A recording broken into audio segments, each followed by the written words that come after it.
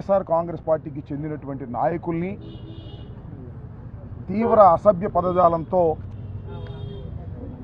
లోకేష్ గారి ప్రోద్బలంతో పోస్టులు వీడియోలు పెట్టి మా గౌరవ ప్రతిష్టలకు భంగం కలిగే విధంగాను సంఘంలో పార్టీలు మధ్యన చిచ్చు పెట్టే విధంగాను గత కొంతకాలంగా ఐటీడీపీ ఆధ్వర్యంలో జరుగుతున్నటువంటి సోషల్ మీడియాలో అరాచకాన్ని అడ్డుకునేందుకు ఒక ఉద్యమ రూపంలో వైఎస్ఆర్ కాంగ్రెస్ పార్టీ తరఫున మేము పనిచేస్తున్నామని ఈ సందర్భంగా చెప్పదలుచుకున్నాను. ముఖ్యంగా గతంలో 5 కంప్లైంట్స్ నవంబర్ మాసంలో పోయిన సంవత్సరం నవంబర్ మాసంలో ఇవ్వటం జరిగింది.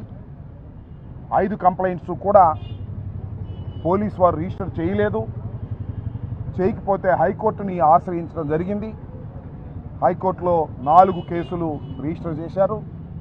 ఇంకో కేసు రిజిస్టర్ చేయలేదు. అది కూడా ఇంకా హైకోర్టులో పెండింగ్లో ఉంది. ఇది ఇలా ఉంటే సీమరాజు అనే ఒక వ్యక్తి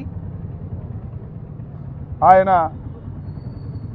ఒక వీడియోలు చేసి తన ఐడిలో వైఎస్ఆర్ కాంగ్రెస్ పార్టీని, జగన్మోహన్ రెడ్డి గారిని, వైఎస్ఆర్ కాంగ్రెస్ పార్టీ నాయకుల్ని, నన్ను అనేక రకాలుగా దుర్భాషలాడి విద్వేషాలు రెచ్చగొడుతూ అనేక పోస్టింగ్లు అనేక వీడియోలు చేస్తున్నటువంటి విషయం చాలామందికి తెలుసు.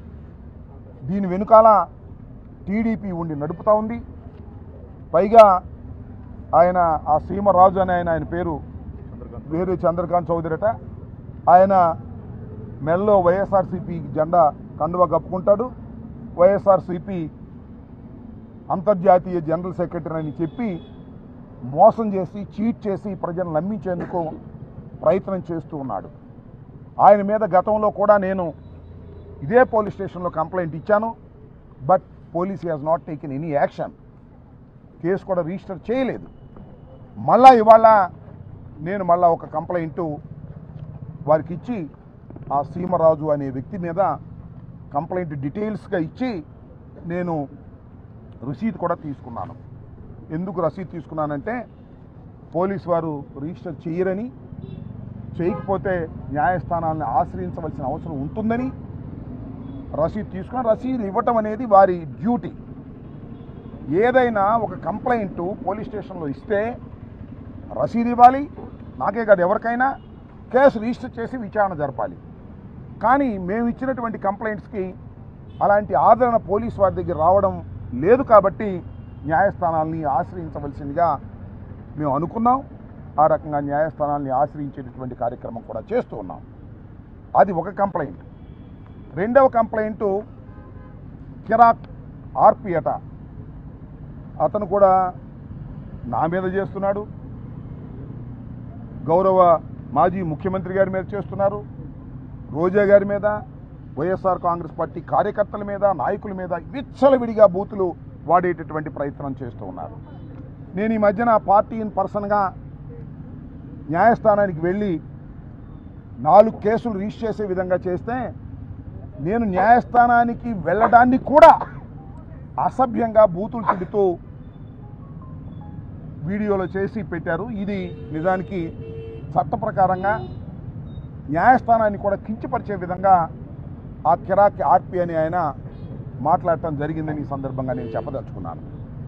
వీరందరి మీద సోషల్ మీడియాలో ఎవరైతే వైఎస్ఆర్ కాంగ్రెస్ పార్టీ మీద దూషణ భూషణలు చేస్తున్నారో, చట్ట వ్యతిరేకంగా మాట్లాడుతున్నారో వారందరి మీద కేసులు పెట్టవలసిందిగా మేము కంప్లైంట్ చేస్తే పోలీసు వారు దాని మీద దృష్టి పెట్టడం లేదు.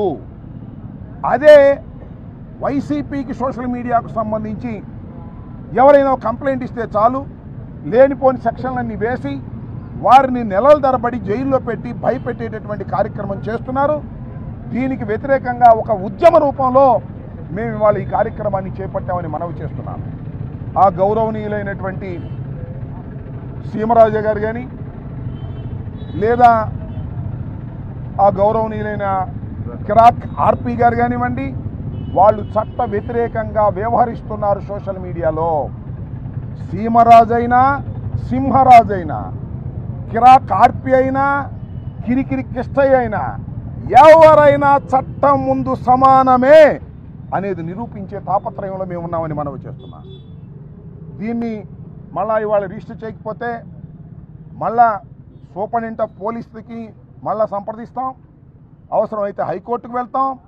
హైకోర్టులో కూడా వారి మీద కేసులు రిజిస్టర్ చేసి చట్ట ప్రకారంగా వారిని అరెస్ట్ చేసేంత వరకు మా న్యాయ పోరాటం సాగుతుందని ఈ సందర్భంగా నేను చెప్పదలుచుకున్నాను. ఇప్పటికైనా పోలీసు వారికి మనవి చేస్తున్నాను, దీనిలో కంటెంట్ ఉంది. ఈ కంటెంట్ ప్రకారం మీరు రిజిస్టర్ చేయకోకుండా తప్పుకుంటే మిమ్మల్ని రిజిస్టర్ చేసే విధంగా న్యాయస్థానాలు ఆదేశిస్తాయి. గుర్తుపెట్టుకోండి. మీరు స్వతంత్రులు అనుకుంటున్నారేమో. చట్ట ప్రకారం పనిచేయవలసినటువంటి పోలీసు డిపార్ట్మెంట్ చట్ట ప్రకారం పనిచేయకోకుండా తెలుగుదేశం పార్టీ గుప్పెట్లో ఉండి తెలుగుదేశం పార్టీ వారు చెప్పిన కేసులు రిజిస్టర్ చేస్తున్నారు. మేమిచ్చినటువంటి చట్టబద్ధమైన కేసులు రిజిస్టర్ చేయటం లేదు. దీని మీద సుదీర్ఘమైన పోరాటం మేము చేస్తామని కూడా ఈ సందర్భంగా నేను మనవి చేస్తూ, ఇప్పటికైనా వాస్తవాలు తెలుసుకొని కేసు రిజిస్టర్ చేసి వారిని లోపల వేసి చట్ట ప్రకారం శిక్షిస్తే కొంత మేరకు సోషల్ మీడియాలో ఉన్నటువంటి ఈ అరాచకం తగ్గుతుందనేటువంటి ఉద్దేశంతో మేము ఈ ప్రయత్నం చేస్తున్నాం. ఇంకా వీళ్ళిద్దరే కాదు, చాలామంది సోషల్ మీడియాలో ఐటీడీపీ పేరుతో చంద్రబాబు నాయుడు గారు లోకేష్ గారు ప్రోత్సహిస్తే వారి దగ్గర డబ్బులు తీసుకొని మమ్మల్ని ఇష్టం వచ్చినట్టుగా సోషల్ మీడియాలో మాట్లాడుతూ ఉన్నారు. వారందరి మీద ఈ పోరాటం సాగుతుందని, ఇది లాజికల్ ఎండ్ అయ్యేంత వరకు కూడా ఈ పోరాటాన్ని మేము చేస్తామని కూడా ఈ సందర్భంగా మనవి చేస్తున్నాం.